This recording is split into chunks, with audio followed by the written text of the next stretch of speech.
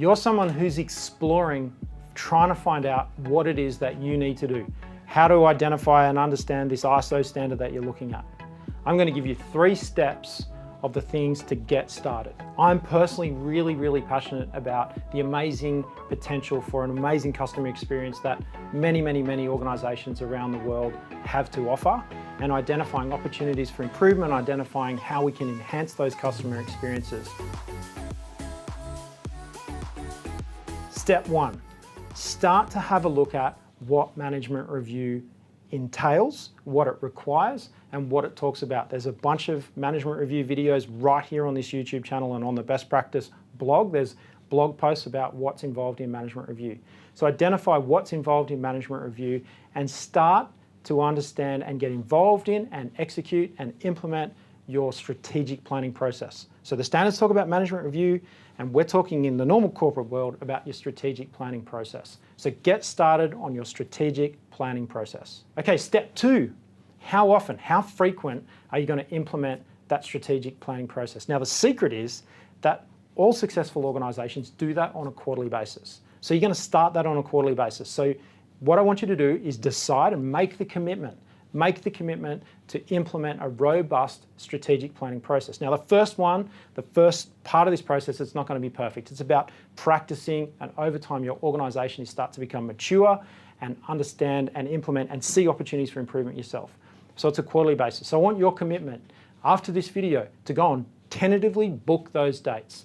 Lock in the people that need to be involved in the strategic planning process, lock in the dates for the next 12 months. It doesn't matter when you're watching this video, book the first one. The first one might take a day to prepare, it might take a day to run, and it might take a day to debrief, but it might be a 2-day exercise. But this is what organizations do. This is about having a real robust management system that's going to help scale your organization, it's going to help with improvements, it's going to help you have a high performance 5-star result from this process. So go and book those meetings on a quarterly basis for the next 12 months. Step 3. Now step 3 is absolutely the most important. Step 3 is about understanding a process to prioritize what you're going to work on.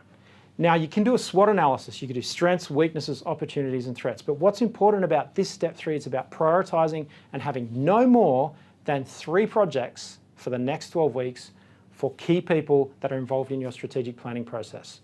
So 3, no more than 3, not 5, not 7, not 10, it's about 3 key things that are going to really shift from their perspective the organization forward. So each person can't have any more than 3 really critical things, 3 really critical risks to manage, 3 really critical opportunities to implement, and identify and execute those projects. So what I really want you to be thinking about is these 2 questions. So this is the last part of step 3.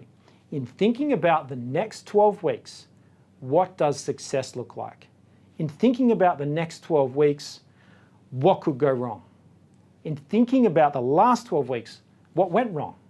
So have a think about that. Really the output is from your perspective, your involvement in the strategic planning process, in that meeting, in that workshop, if everybody can just talk about, in thinking about the next 12 weeks, for me, this is what success looks like. In thinking about the next 12 weeks, for me, in my area of responsibility, this is what could go wrong.